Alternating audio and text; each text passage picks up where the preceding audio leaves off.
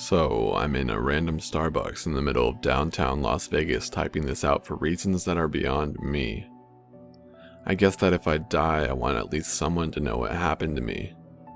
You're probably getting the impression that I am scared for my life, but you would be completely wrong. In fact, I'm having the most fun I've ever had. This is by far the best game I've ever played. Now, enough of my babbling. Let me indulge you on why I hired a hitman on myself. So, it all started about 4 weeks ago. I'm sitting in my office, bored as hell, staring blankly into my computer, counting each individual white pixel on that goddamn screen. As I'm staring off into space, enjoying the peace and quiet of my own little world, I start thinking to myself, how did I end up this way? My life has boiled down to me sitting in this fucking cubicle for 8 hours a day, eating and sleeping. I sure as hell didn't grow up thinking, boy, I'd sure like to spend the rest of my life filing acquisitions for some soul-draining corporation. I mean, I make good money, sure, but I don't even feel like a human anymore. It's like I'm going through the motions. I have no kids, no girlfriend, no family that actually wants anything to do with me. I'm completely alone. I need some adventure in my life again, some excitement. Fuck, anything is better than what I'm doing right now. I was snapped out of thinking how pathetic my life was by my annoying ass boss asking me if I had finished with this week's paperwork. I hadn't yet, but I lied and told him that I did. He told me in this "I'm superior to you" tone to have it on my desk tomorrow morning. Yeah, I'll get right on that, you self-centered prick. I finished up the form I had been working on and turned off my computer. It was 5 p.m., signaling the end of another meaningless day. I got home and started thinking about what I could do to make my life a bit more fun. I went through the usual ideas of a vacation, moving to a new city, maybe even a new car, yet they all fell short. I needed something really fucking crazy to go down. I wanted to drop a bomb on my former life and really get shit started. I started fucking around on the deep web looking at all the illegal shit that they have to offer. And then I saw an ad that said, "Have a problem in your life? Hire one of our cleaners to take care of it, at Cthulhu's will." Now my interest was piqued. I checked out their website and it was a site to hire a hitman. Then a thought popped up into my head. What if I hired a hitman on myself? It would be like a game of cat and mouse, and the punishment for getting caught would be, of course, death. I was curious to see what their guidelines were and to see how far they would go to eliminate a target, so I emailed them saying I had a problem I wanted to get rid of. Within 3 hours, I got a response back informing me all of the details of the business and the range of prices it would cost me. I didn't respond right away, allowing myself time to think carefully of what I was getting myself into. The more I thought about it, the more excited I got. This was the ultimate adventure game, like a real-life video game. I would have someone that would spend night and day hunting me down, and I would have to spend all of my time hunting them down. The first person to find the other wins, and the loser dies. It was perfect. So I went into work the next day, knowing that it would be my last day there. I did what every cubicle monkey dreams of doing. I told my boss that he can go fuck himself, told the smoking hot receptionist that I wanted to bend her over the desk and fuck her brains out, and destroyed every last form and file I had in that shithole prison just to make things harder for all the douchebags I worked with. Then I got to work on setting everything up. I went out and bought myself some new toys at the local gun store. Bought myself a new 9mm Glock, a PS-90 assault rifle, and my crown jewel, a Barrett 50 cal sniper rifle. I also stopped by this nifty little spy store in my city and picked up a few things. A few objects with discrete cameras in them that allowed me to watch them through my phone, bug detectors, and a voice changer. I then took $30,000 from my savings account and converted it into bitcoins. After all that was completed, I contacted the man who had first emailed me and gave him all of my info, and told him that this man would be very hard to catch as he travels a lot and that he may be armed. I told him that I didn't want just one of their regular cleaners on the job. I wanted the best that they could offer, Shortly after sending the email, I received a message back informing me that they would send one of the best, but it would cost a bit more. He also said that as soon as I sent the payment, they would get started. The last line of email he sent me made me realize shit was going to get serious very quickly. Just a quick warning for you. Once the payment is sent and confirmed, there is no going back. The job will be taken care of and there's nothing that can be done to stop it. Perfect. I sent the payment immediately and got a confirmation email back that it was received and that someone would be sent out the next day to my location. Now the real fun can begin.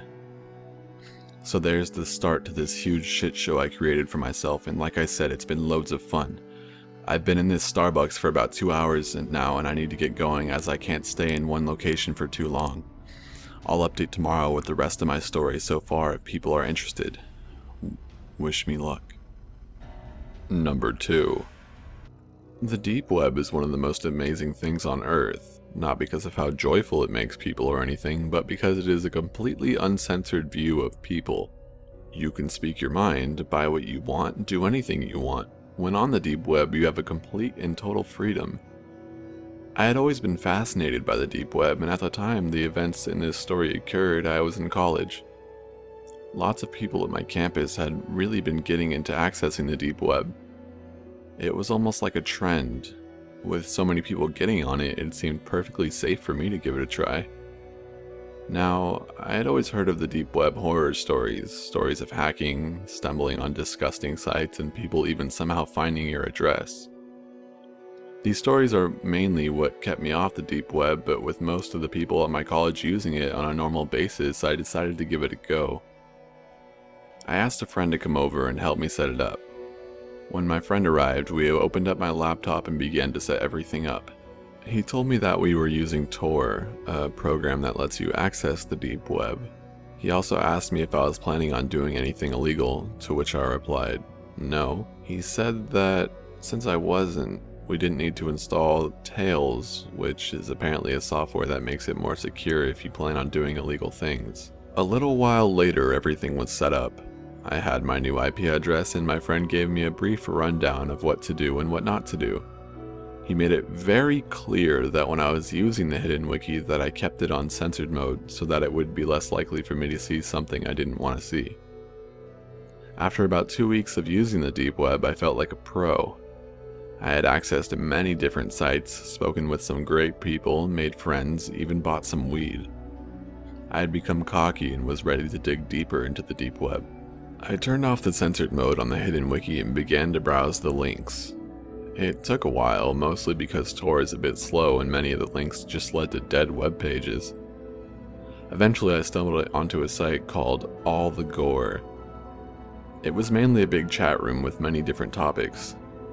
I had a fairly strong stomach, I had seen many violent movies, and had seen beheadings, killings, etc. through the normal internet. After looking at a few different chat rooms, I noticed how sick this site really was. The people in these chat rooms were actual killers, bragging about some of the things that they had done. In the chat room you could also post pictures. One man by the name of Culture045 had this stage in one of the chat rooms. He was explaining in detail how he had broken into someone's house, kidnapped a little girl, and brutally killed her parents by hiding under their bed and then opening their throats. He then explained how he brought the little girl back to his house, raped her, beat her, and cut her up. I didn't think he was telling the truth at first, but then he posted pictures.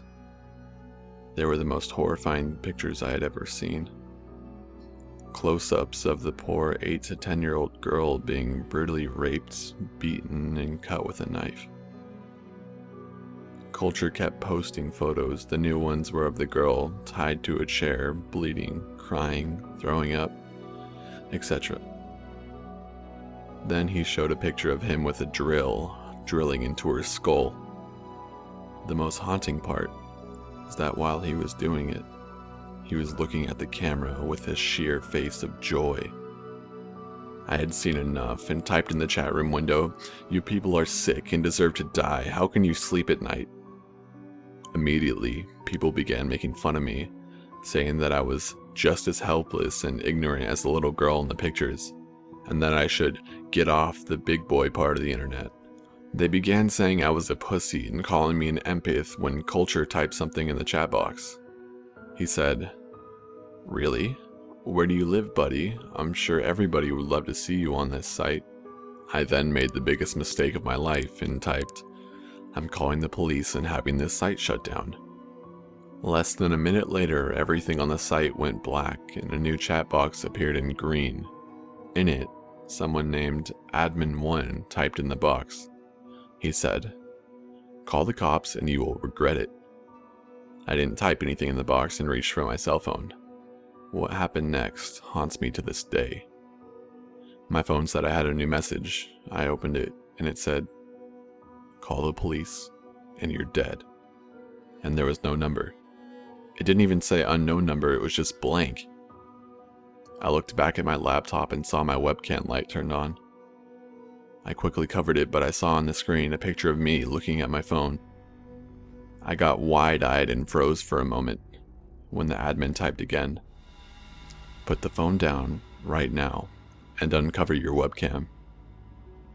I put my phone down but kept the webcam covered when he typed again.